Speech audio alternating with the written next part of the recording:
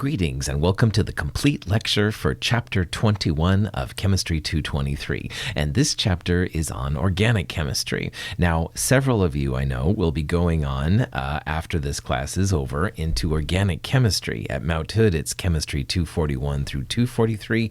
Other institutions have different numbers, but it's a path that students often take when they've completed Chemistry 223. And what I'd like to do in this section is not obviously teach the entire year in one section. That would be insane. But I would like to kind of give you a heads up as to what you're going to be experiencing. When I took organic chemistry, I was feeling very confident after my equivalent to the Chem 221 through Chem 223 series. And I went into organic chemistry and I was literally snowed over. I had no idea what I was getting into. And I thought that some of the names that people were using were the same and they were actually different. Like I thought the person had an accent. No, they're actually different compounds. And anyway, it wasn't the best experience. Now, after a term, I was able to come back strong and no problem. But I really didn't like that first term. I really questioned myself and my goals and all that kind of stuff. So my goal in this section is to prevent you from having that happen.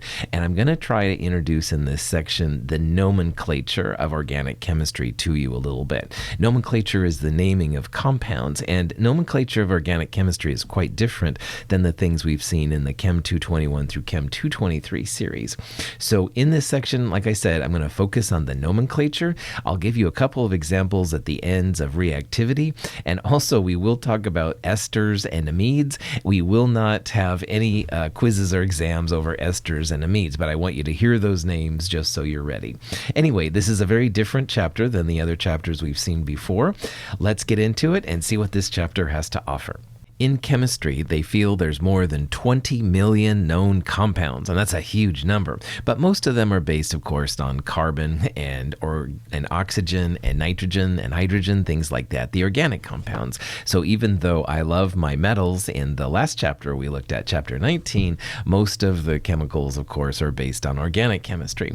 And carbon is amazing, all right? Carbon is really cool in the kind of things it does. And it's not just carbon, it's hydrogen and oxygen and stuff like that. But if you look at the four different structures we're seeing there, this is just some representations of what carbon can do. And some of them we've seen before in similar circumstances, some of them we have not.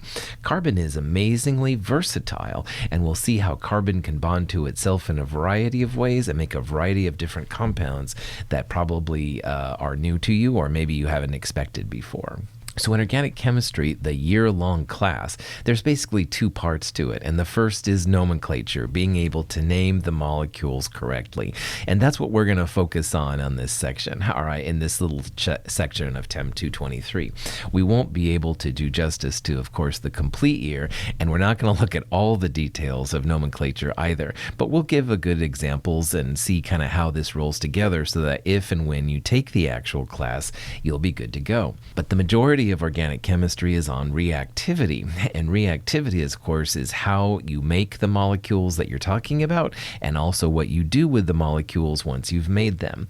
And it's a huge area. I'm going to give you a couple of examples just for fun, but again, I won't quiz or ask you any questions on anything to do with reactivity. We're going to focus on nomenclature.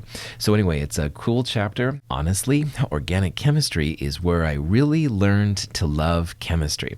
I mean, I'd always liked it before, but in organic chemistry, wow, it hit hard. So even though my weird start to it that I want to have you avoid at all possible, I really did learn to love chemistry by looking at organic chemistry. So let's check this out, see what it has to offer, and see if I can entice you further into the world of chemistry.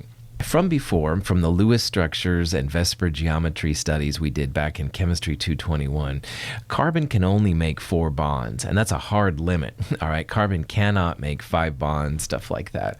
Now, sometimes it can do strange things and make different ones, but it's 4 bonds is kind of the rule. Now, on the right-hand side are different ways to write carbon. Now, remember that the actual carbons are usually going to be tetrahedral, which is 109 degrees. So sometimes, like in the top there, I will write just 4 carbons in a row. But really, in the real world, those carbons with single bonds would all be tetrahedral, and they would be about 109 degrees apart from each other. And likewise, if I draw the next one with 3 carbons in a line and 1 carbon down, that would be something like the one below. And then you can have different combinations like this one and this one, all these kind of things.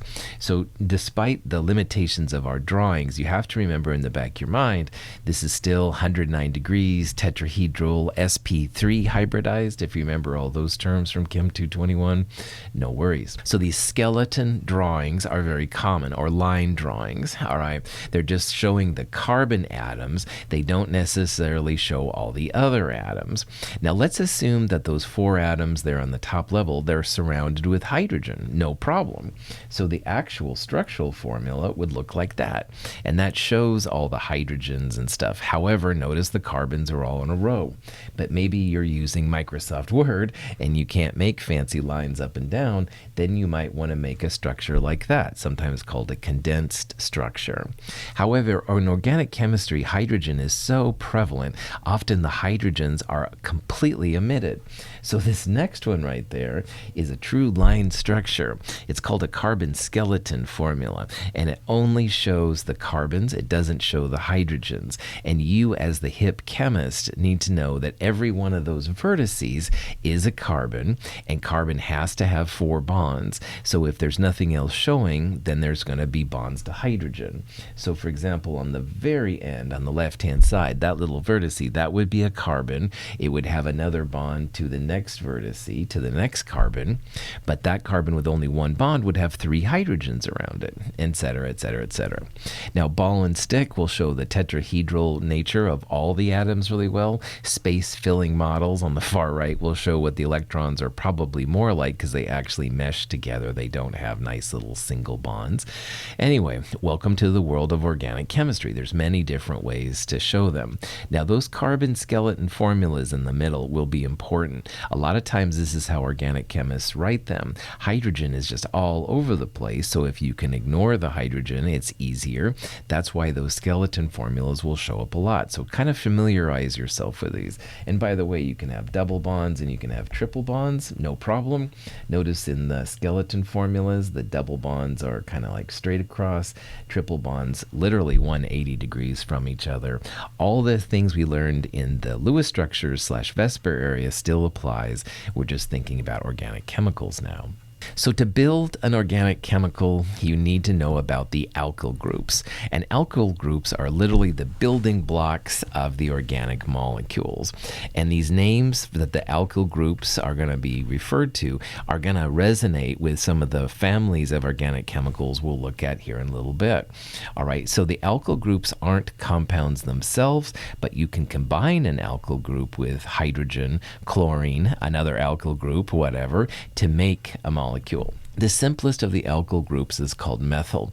Methyl has a single carbon that's in a tetrahedral environment. It's sp3. So you can see there from the methyl group that carbon has 3 hydrogens, but carbon needs to have 4 bonds. So there's like 1 spot on the carbon left over to bond to something else.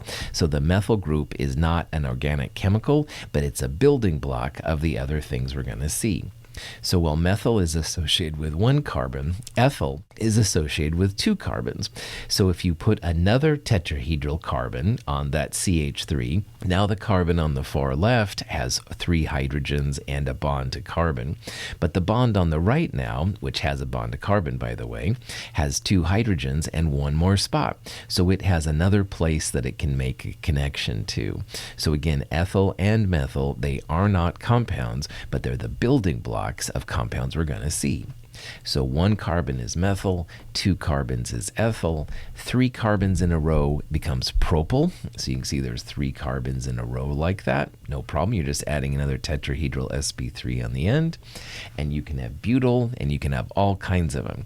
So methyl is 1, ethyl is 2, propyl is 3, butyl is 4. Pentyl would be 5 carbons in a row, again, all tetrahedral sp3. Hexyl would be 6, heptyl 7, octyl 8, etc., etc. And sometimes people will use a capital R to represent a generic alkyl group. We'll talk about this more in a little bit. And again, none of these alkyl groups are compounds unto themselves, but they're the building blocks of it. So we'll see how they can be built up. Now down here on the bottom, I have a link to the Organic Chemistry Nomenclature Guide, which is in your companion and online. It has a lot of these families as well as the alkyl groups, and you can see how the alkyl groups will be helpful. So I encourage you to check that out in this section. Alkyl groups are not compounds, they are sp3 hybridized carbons, and they're missing one component. So again, you're not going to have a compound out of them, but you will be able to build them to make cool compounds. A hydrocarbon is a compound that has carbon and hydrogen in it. And sometimes hydrocarbons will have oxygen, but officially, of course, a hydrocarbon is just hydrogen and carbon. And so what we're going to do now is look at the simplest of the organic families, and it's in a family called the alkane. So an alkane is just an organic compound which has an alkyl group with a hydrogen. So all of those alkyl groups were missing something. So like on the upper left-hand side right there, that's the methyl group. It's a CH3. Carbon likes to have 4 bonds, so there's one part missing. Well, if we would plug that missing part with a hydrogen, that makes an alkane. All right, so an alkane is just an alkyl group with a hydrogen. If you can use any of the alkyl groups that we talked about. So any alkyl group R can be combined with hydrogen to make an alkane, RH. CH3 is methyl. If you add a hydrogen to it, it makes an alkane. And if you want to know how to name it, you take the YL off the alkyl, so methyl becomes meth. Not that kind of meth, trust me. Anyway, meth, and then you add ANE to it, methane. So CH4 is methane. It's a methyl group plus an H. All of the alkyl groups have a formula that they follow. For every N carbons, there are 2 N plus 2 hydrogens. So for methane with 1 carbon, N is 1. And so 2 times 1 plus 2 is 4. That's where CH4 comes from. Methane is CH4. This is the simplest of the alkanes. It's a great example, though, of how you can take an alkyl group, a methyl, and put a hydrogen on the end of it. If you take an ethyl group, which has 1 more carbon than a methyl group, and you put a hydrogen on the end of it, the ethyl group becomes ethane. So notice we're just putting another hydrogen on the end of another alkyl group. That becomes CH3CH2 with an H on it, or CH3CH3, which is ethane. So ethane is the next part of this family of compounds. It's also an alkane. All the alkyl groups are tetrahedral sp3 carbon, stuff like that, and just hydrogen on the end. So ethane has 2 carbons. Ethyl minus YL plus ANE becomes ethane. And if you follow the formula, there are 2 carbons in ethane. So N is 2. 2 times 2, 4 plus 2, 6 hydrogens. And that's what ethane has. Let's keep going. Propyl is the next group. If you add a hydrogen to it, it becomes propane. And propane has 3 carbons, so N would be 3 in the formula. 3 times 2, 6 plus 2, 8 hydrogens. Lo and behold, that's what you've got. Now, methane is the active ingredient in natural gas. So if you have a house that's heated by natural gas, you're using methane.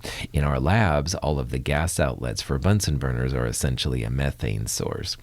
Ethane isn't as much as abundant as methane, but it is around. It's part of the ingredients in natural gas as well.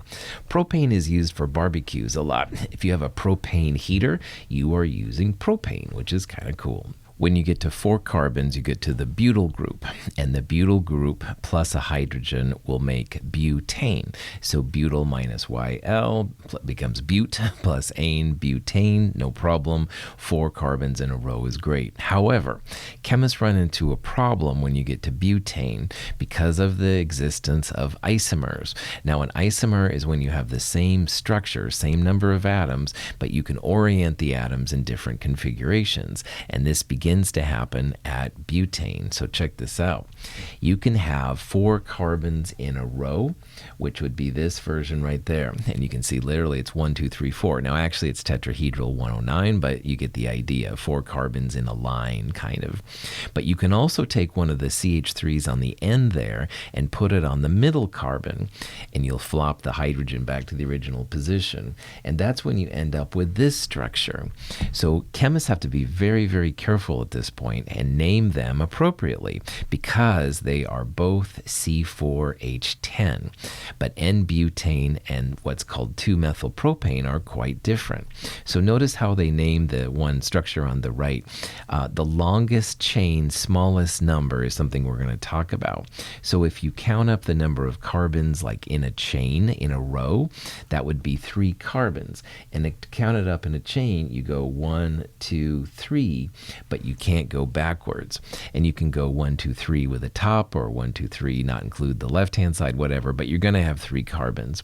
And there's one carbon that's not in that longest chain, and that's that one right there. So this would be a methylpropane compound. The longest chain would be 3 carbons, and if that was an alkane, it would be propane, but you have a methyl group off of it, so this would be methylpropane. That's off the second carbon, so that's why it's a 2-methylpropane. We'll talk more here in a little bit about longest chain, smallest numbers, but that's what it's going to mean. We have to have a way to differentiate those kind of isomers from the regular ones. And notice on the left-hand side even there's an N in front of the name. N means the normal version. So N-butane would literally be 4 carbons in a row. 2-methylpropane is an isomer of butane, all right? But it's not N-butane, so oh joy. So here's a question you might see: which of the following could be an alkane? And to answer this question, we're going to go back to the formula for an alkane, CnH2n plus 2. So for every N carbons, you'll have 2N plus 2 hydrogens. So if you look at C2H4, N is 2 carbons. 2 times 2, 4, plus 2, you'd have to have 6 hydrogens for it to be an alkane. C2H4 has just 4, so that means that it is not an alkane. And the same thing for number 2. Notice there's a 2 hydrogen to 1 carbon ratio, just like on number 1. That's also not going to have enough hydrogens. If you had 5 carbons, you'd have to have 12 hydrogens for it to be an alkane. But on 3, N equals 14, 2 times 14, 28 plus 2, C14H30 could be an alkane. Absolutely. It's got the right ratio. That's kind of the idea here. Now, number 4 doesn't have even close to the ratio of hydrogen to carbon that we need. It's much less. And number 5 has an oxygen atom, and we haven't dealt with oxygen atoms yet. So the only one here which could be an alkane would be number 3. That's the only one that has the right ratio of carbon to hydrogen. You need more than 2 to 1. You need 2N plus 2 to 1, basically, in order to make that happen. And number 3 does, but 1, 2, and 4 don't have the ratio. Number 5 has oxygen, so that's totally something different too. Welcome to Organic Chemistry. This is an overview of the different structures we've seen so far for the simplest alkanes. So for N equals 1 carbon, we had CH4. That's methyl plus hydrogen methane, no problem. When you get to 2 carbons, then you have ethyl plus hydrogen ethane. Ethane is 2 carbons. And notice that this is the first one that you can draw a line structure on because you have then a couple of pieces there. So you can see there's a line structure for ethane, but for methane, there was nothing. It would be like a dot, and that's usually not seen as cool. So methane doesn't get a structure. Darn it. But ethane on does, no problem. When you get to 3 carbons, it's propane. Propane has 3 carbons like in a row, so you're good to go. When you get to butane, then you get to 2 different isomers. C4H10, which has a straight chain structure, i.e. all the carbons in a row, that's officially called N-butane. And the one below it with the methyl group, CH3, sticking off the propane chain, that would be 2-methylpropane, or sometimes just methylpropane. All stuff you can do. Pentane, 5 carbons, you actually end up with 3 isomers. Now in the upper left-hand corner, you see N-pentane. That's the generic version, 5 carbons in a row. But if you take 1 carbon off, you can make 2-methylbutane, which is there on the right-hand side. Now, longest chain, we have 1, 2, 3, 4 carbons, and you can't get any longer than that. So if that was an alkane, that would be butane, and then we need the smallest number.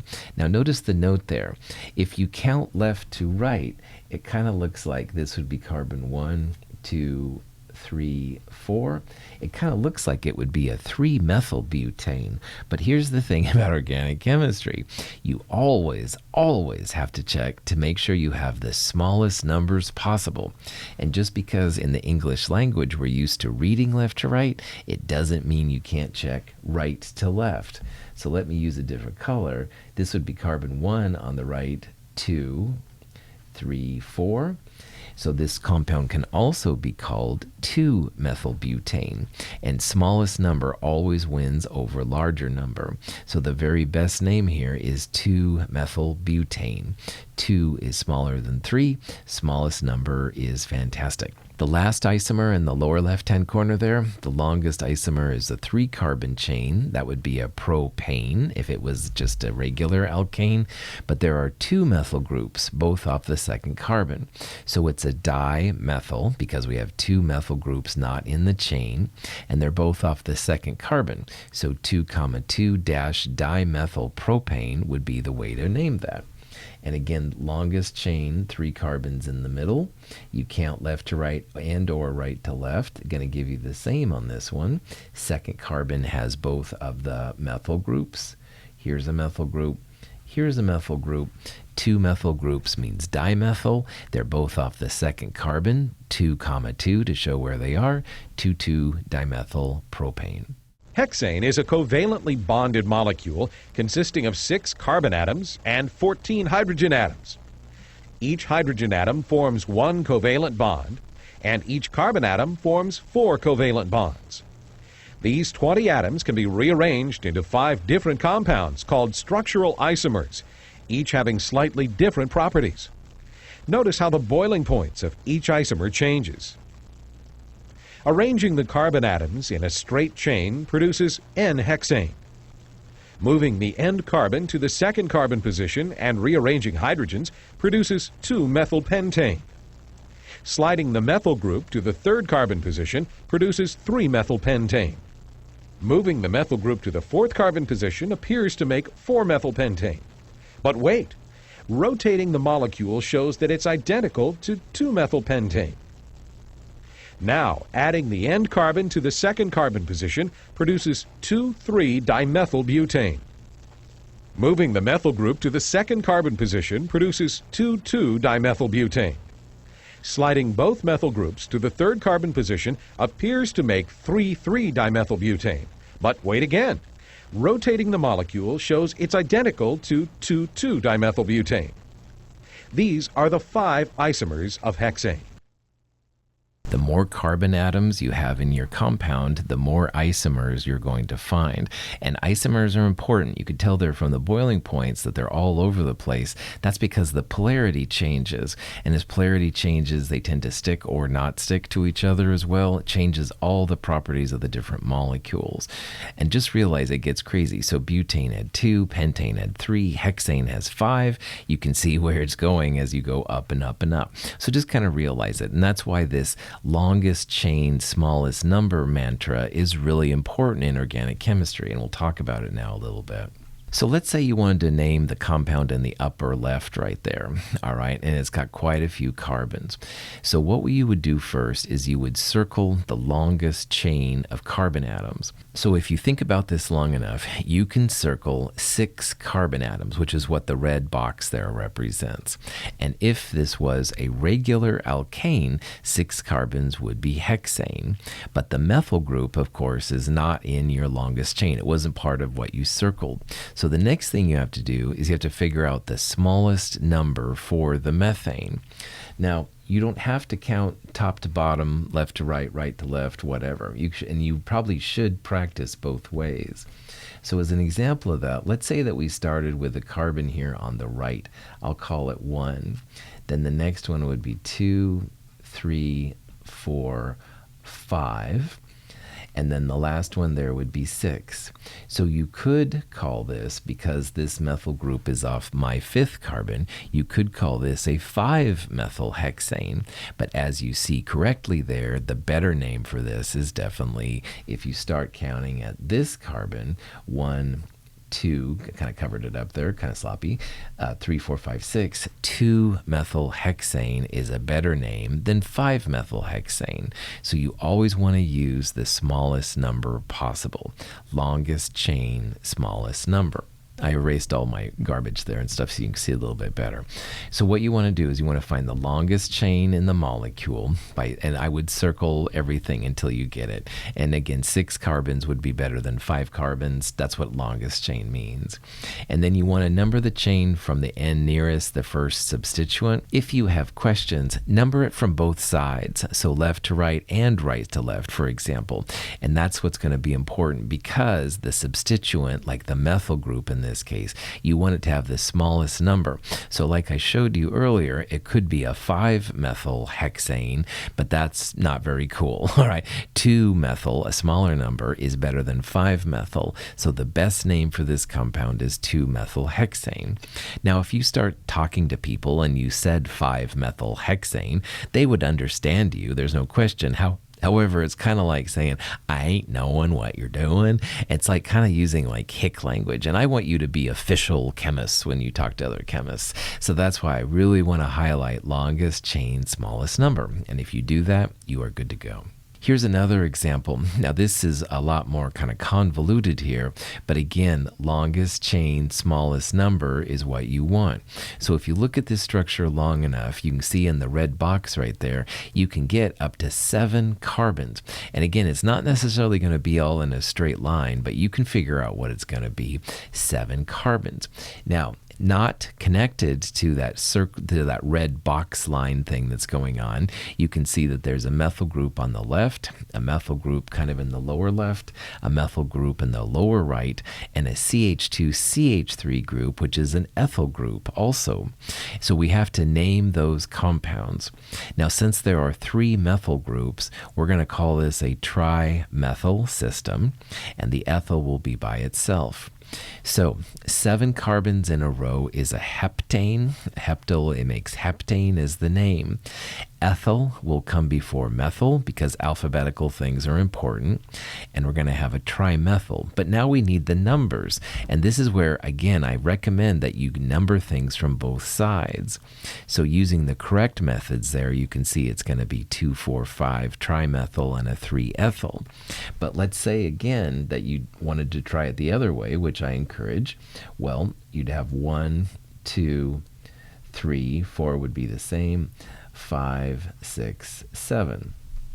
So if you look at this long enough, you have methyl groups of the 3, the 4, and the 6.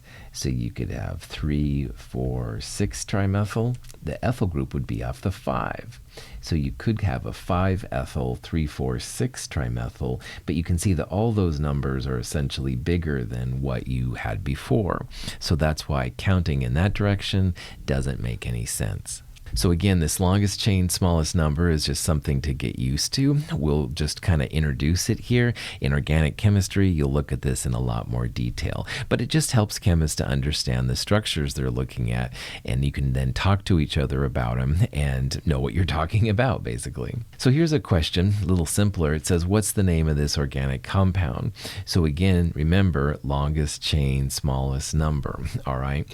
So looking at that molecule right there, what you want to do is figure out the longest number of carbon atoms. And one thing you could do is circle 3 of them. All right, that would be some kind of propane molecule like the last answer. But wow, that's not right, because if you look at this long enough, 1, 2, 3, 4, you can get 4 carbons circled. 4 carbons is a longer chain than 3 carbons, so we're going to stick to 4 carbons. That would be a butane if it was an alkane. Now we have 2 methyl groups that aren't in my circled blue line right there, so this will be a dimethyl butane. But what we also need now, of course, are the numbers. Now both of the methyl groups are off the same carbon, so it's going to be either answer B, 2,2-dimethylbutane, or C, 3,3-dimethylbutane. And if you count left to right, 1, 2, 3, 4, it kind of feels like it could be a 3,3-dimethylbutane. But remember, if you're just learning this especially, count both directions. So now on the top, I'm going to count right to left, and 1, 2, 3, 4, you can see I circled the 2. You could also call this 2,2-dimethylbutane. So when it comes to organic chemistry, longest chain, smallest number, and 2,2 is better than 3,3. So we would call this as chemists 2,2-dimethylbutane. Longest chain, butane, smallest number, 2,2, not 3,3. Good to go. Here's an example of taking a name and creating a structure. So let's figure out the structure for 2,2,4-trimethylpentane, okay? And again, remember, longest chain, smallest number still exists, still is in effect. What I would do in a problem like this is start on the very end. I would start with the pentane, all right? So start on the very end. Pentane is a 5-carbon alkane, and let's just call them 1, 2, 3, 4, 5, like that, all right? You can count it right to left or left to right at this point. It doesn't really matter. Anyway, once the pentane is gone, then the first part says 2,2,4-trimethyl. So tri is 3. We have 3 methyls, and you can probably imagine those methyls are going to go at the second, and the 4th carbons. So here's like a structure of it. You can see on the second carbon there's 2 carbons. That would be the CH3 methyl groups, but there's also a CH3 off the 4th carbon. So this would be the backbone for this 2,2,4-trimethylpentane compound. And then if you want, you can get fancy and make some line drawings, put in some H's, whatever you want to do. Honestly, the middle drawing is fine. The latter drawing there at the end is a little fancier, but it's all good. All right. Just remember that if you have a carbon, they have to have 4 bonds. And so 4 bonds, you'd fill them in with hydrogens. So here's a question that you can just try on your own. And if you don't want to, you don't have to. But anyway, it says to draw 2,3,4-trimethylpentane. And if you want to pause it and stuff and try this on your own, that would be fantastic. I don't really care what answer you put down. But anyway, here's the punchline. Start at the end. Pentane. That's 1, 2, 3, 4, 5 carbons, just like before, all right? That would be the pentane backbone if it was an alkane.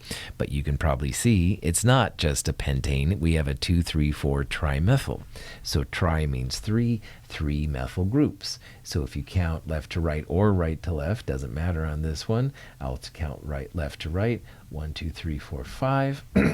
What this means is off the second, the 3rd, and the 4th carbons, you're going to have a CH3. So CH3 off the 2nd carbon, CH3 off the 3rd, and CH3 off the 4th, that's the trimethyl part of it. So this would be the backbone. Now, carbon always needs to have 4 bonds. So for example, this carbon on the end here has just the 1 bond to carbon. There would be 3 hydrogens on that. On the other hand, carbon number 2 right there has 1, 2, 3 bonds to other carbons. It would have only 1 hydrogen. So here's a fancier version of the drawing I just had. This would be 2,3,4-trimethylpentane. And if you count the middle parts there, there's 5 carbons. You can see the CH3 on the left and the CH3 on the right, and the middle carbons are just points, like those vertices. And then off the 2nd, 3rd, and 4th carbons, there's a CH3 methyl group. That's the trimethyl part. Good to go. Nothing you can't handle. It gets kind of fun after a while, but anyway, fun in me. I don't know if that's the same definition as you have, but for me, it's kind of interesting. Anyway, okay, I think it's fun. I'll admit it. All right, on to the next problem. An alkane is the simplest alkane. However, it's not the only type of organic chemical you can have. For example, you can take a whole bunch of carbons in an alkane and put the ends together. Now, to do this, you have to take off two of the hydrogens, one off each of the end, and you can make a carbon-carbon bond, but you end up with, if you will, a chain, a circular chain of carbon atoms. Now, cycloalkanes are nothing more than alkanes where the ends are kind of put together, like looped together to make like a circle of them, if you will. So you can see down there in the lower part there, that's cyclohexane. Hexane would be 6 carbons if it was straight across, but this is a cyclic compound, so they're all connected in a circle like that. Cyclohexane is kind of interesting. You can see the geometry of it there in that little animation, pretty cool. But there's also cyclopentane, which would be 5 carbons in a circle. Cyclopropane is possible. Cyclobutane would have 4 carbons like in a square, stuff like that. Now you can't have a cycloethane or cyclomethane. You need at least 3 carbons to make a cyclic compound. So cyclopropane is the first of the cycloalkanes. Notice how the formula changed. It's now CnH2n. Alkanes were CnH2n plus 2. So alkanes and cycloalkanes are not isomers of each other because they have different formulas. And you can recognize from the formula itself right away if it could be a cycloalkane or it could be an alkane. Here's a question where we have those same formulas, and it says which one could be a cycloalkane. Now, to have a cycloalkane, you need twice as many hydrogens as you have carbons. So answer 3, which was our alkane earlier, is not going to fly, too many hydrogens. Answer 4 doesn't have enough hydrogens by any means, and answer 5 has an oxygen, so 3, 4, and 5 are out. But both 1 and 2 have a 2-to-1 ratio, so those could be potentially cycloalkanes. Except you can't have 2 carbons and make a chain, like a circle, all right? You have to have at least 3. So number 1, even though it's the right formula, it's not going to be a cycloalkane. Only answer 2 could do that, all right? Because you could have 5 carbons in a circle, if you will. That would be cyclopentane. You can't have 2 carbons in a row. That would be like a cycloethane or something like that. That C2H4 is something else, and we'll talk about that here in a little bit. If you have an alkane and you take one of the hydrogens off, or more than one for that matter, and you put a halide on there, you create what's called an alkyl halide. So an alkyl halide is nothing more than an organic compound that has some kind of halogen.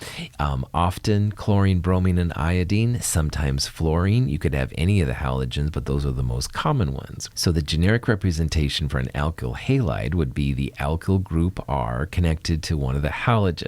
Halogens usually get the symbol X for whatever reason, so R/X would be an alkyl halide. Now, the generic formula for an alkyl halide, assuming there's only one halogen, would be CnH2n plus 1X. So you'd have one halogen taking up one of the spaces where the hydrogen was.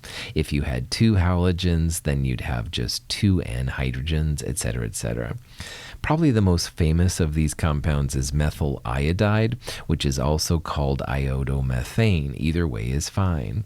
CH3I would be a methyl group and an iodide. That's why that version is used a lot. Iodomethane, if this was an alkane, it would be methane, but there's obviously iodine where the hydrogen was, so sometimes it's called iodomethane. Same thing, either name is great with me. I have no problems with either version. 2-iodopropane would have a propane, which is 3 carbons in a row.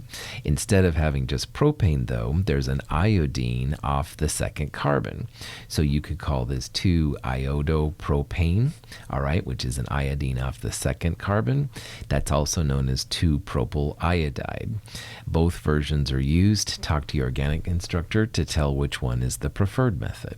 One famous alkyl halide is called trichloromethane. It's CHCl3, but you probably have heard of this before as chloroform. And chloroform has a really fascinating history. It was used for a while in dentistry as something to help people get through dental operations and stuff. Also, chloroform will knock people out if you put it over your mouth. So hence the joke there of the woman with the XX bottle. Just be careful around chloroform, definitely. So let's say we wanted to name this compound. All right, this is an alkyl halide. It's basically an alkane, all carbons with sp3 tetrahedral arrangements, but one of the hydrogens has been taken off and we've got a bromine right there. Also notice there's another hydrogen off this one, the first one, and it's been replaced with a chlorine. So we have a bromine and a chlorine. Now a lot of times bromine and chlorine are referred to as bromo and chloro in these kind of things. So let's figure out what the name would be. First of all, longest chain would be 1, 2, 3, 4 carbons. That would be a butane if it was an alkane. And then when you number this thing, and I would both go left to right and right to left, you could go 1, 2, 3, 4. So the bromine would be off the third one, chlorine would be off the fourth one. Answer D would be right there. However, like I said, do it both ways. Count both directions, especially when you're learning. So the carbon on the far right would be 1. That carbon would be 2, 3, 4. You could also call this a 2-bromo 1-chloro system. So if you look at this long enough, you will definitely see that a better name here is 2-bromo 1-chloro. If you count right to left, the bromine is off the second carbon and the chlorine's off the first one. Bromine alphabetically comes before chloro, so that's why it's listed first. 2-bromo 1-chlorobutane. Good to go. So far, all of our compounds have been tetrahedral sp3 carbons with single bonds, 109-degree angles, stuff like that. But you don't have to have tetrahedral 109-degree angles. So for example, you could have a carbon-carbon triple bond. So these carbons then would be sp hybridized. You're going to have 180-degree angles, all that kind of jazz. So if you happen to have a carbon-carbon triple bond, this is called an alkyne. And an alkyne is just a organic compound with a triple bond between the carbons. And you can see how the generic representation changes. Now, making a triple bond instead of a single bond, you have to lose not just 2, but actually 4 hydrogens. So the generic alkyne formula, CnH2n minus 2. Now, naming them isn't too hard. You would name this as if it was an alkane, but then you change the ane ending to a yne. And also, you need a number for the triple bond. The triple bond is very reactive. There's cool stuff you can do with it. So if there's any question as to where the triple bond is, include a number. So on the right-hand side at the top right there, we have 2-pentyne. If you count up the carbons, there's 1, 2, 3, 4, 5. So that's the pent part. If you count left to right, the triple bond starts at the second carbon. That's going to be a 2-pentyne because you could have, for example, a 1-pentyne. You could have the triple bond start between the first and second carbons, for example. Keep going down. Propyne would be 3 carbons with a triple bond. The next 2 examples show 2 of the hexynes. Hexynes have many different places to place the triple bond. So in the kind of first one right there, off the 1, 2, the second carbon, you would have 2-hexyne, and the second one, 1, 2, 3 from either direction, the triple bond starts at the third carbon, so 3-hexyne. Kind of cool. The most common and most famous probably of the alkynes is ethyne, which is 2 carbons together. Those carbons would have a triple bond between them. The common name for ethyne is acetylene, and if you've ever seen anybody use an acetylene torch, you see how much energy is given off. They're activating that triple bond basically to make the energy that allows welding to occur. Pretty exciting. We've seen how alkanes, ANEs, are all single bonds. We've seen how alkynes, YNE, are triple bonds. Well, you guessed it, there's also a double bond between two carbon option, and that creates what's called an alkene. So an alkene is just an organic chemistry compound that has a double bond between two of the carbons. So you can see the generic representation of the alkene. Alkenes have two less hydrogens than alkanes, but two more hydrogens than alkynes. So they're CnH2n. And how you name these is you just, instead of name it as if it was an alkane, but then you take the ANE off and you put an ENE in. Now there's some interesting things about alkenes we're going to talk about. One of the things is cis and trans, and we'll talk about that in a little bit. However, numbering becomes really important. So, for example, in the upper right-hand corner, that's but1-ene or butene, 1-butene. Either way is fine. That's 4 carbons, and the double bond is between the first and the second. That's why it's but1-ene or 1-butene. Either way is fine. A lot of times they put the numbers right before the double bond, the ENE part. So that's why it's, for example, in the lower left, it's pent2-ene. The double bond starts at the second carbon. That's why it's pent2-ene. Methylpropene there, 2-methylpropene, and ethylene or ethylene is its common name. They don't really need it. They're too small. Cis and trans we'll talk about here in a little bit, and they're really important. Cis and trans are only applicable towards alkenes, and we'll talk about why that is in just a second as well. But before we do that, which of the following could be an alkene? And again, for an alkene, if you look at that generic alkene formula, CnH2n, you need twice as much hydrogen as you need carbons. Well, sure enough, both number 1 and number 2 have a 2-to-1 ratio of hydrogen to carbon. And both of those, in theory, could be alkenes. Now, earlier, we talked about how number 2 could be a cycloalkane, because cycloalkanes also have CnH2n, and you couldn't have C2H4 be a cycloalkane because there wasn't enough carbons, stuff like that. Just realize that some of these will have the same structure. This is the joy of isomers, and we're going to see that a lot in organic chemistry. But anyway, both number 1 and number 2 could be an alkene.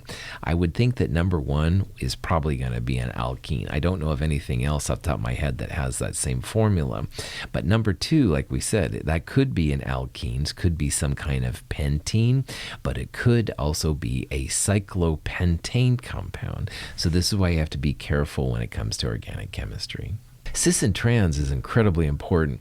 Cis and trans is when you have different orientations of atoms around the double bond. And we saw a little bit of this in chapter 19 with inorganic compounds. This is the organic chemistry version of cis and trans. And it's always around a double bond. So if you look at the left-hand side, the cis-but-2-ene and trans-but-2-ene, focus on the hydrogens.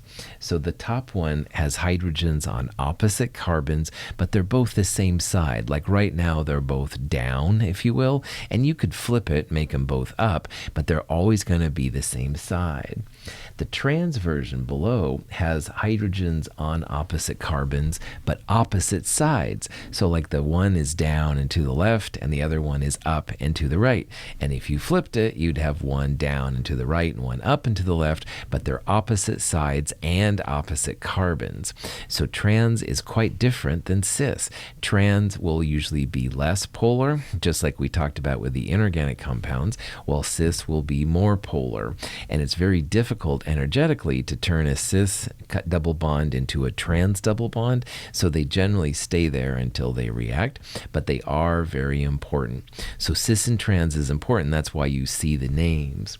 Now, earlier in my career, if you will, we used to call it cis-2-butene and trans-2-butene. However, the shift is now definitely to call them more like this version, cis-but-2-ene, where the 2 is next to the double bond, and also then trans-but-2-ene. Honestly, for me, you can call them either one, and I'm totally happy. And you will see both of them in the wild, if you will, but probably the but-2-ene is preferred now to 2-butene. I'm just trying to give you all the hints and stuff so that you'll do okay in organic chemistry. This just shows how going from cis to trans, it takes a lot of energy. It's like in this example, it's about 240 kilojoules per mole, and that's a lot of energy. Now in these representation, pi bonds are basically going left and right on both the top and the bottom. So my two arrows there represent one pi bond. And to break that pi bond takes a lot of energy, 240 kilojoules. Now the sigma is between the carbons, and that's intact on both of them. But if you can apply the 240 kilojoules, you bet you can break it. You can turn cis into trans. But that's not an amount of energy that's normally available at room temperature.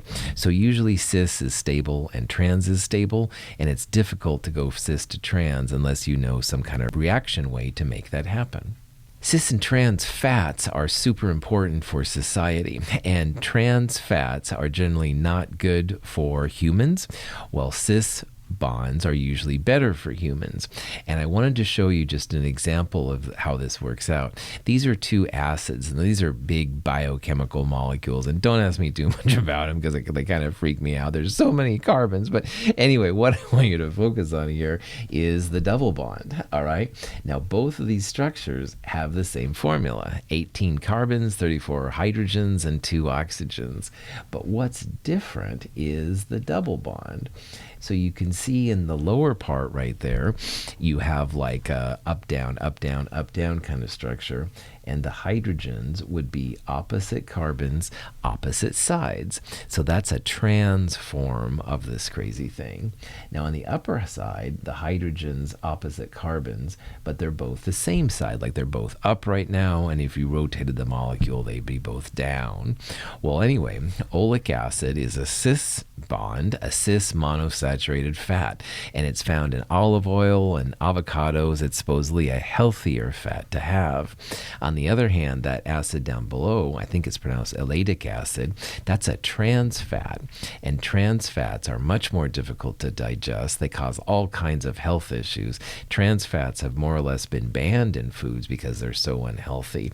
So just realize, same structure, but just one different kind of cis versus trans bond will make the reactivity quite different, and the effects on human beings quite drastic as well.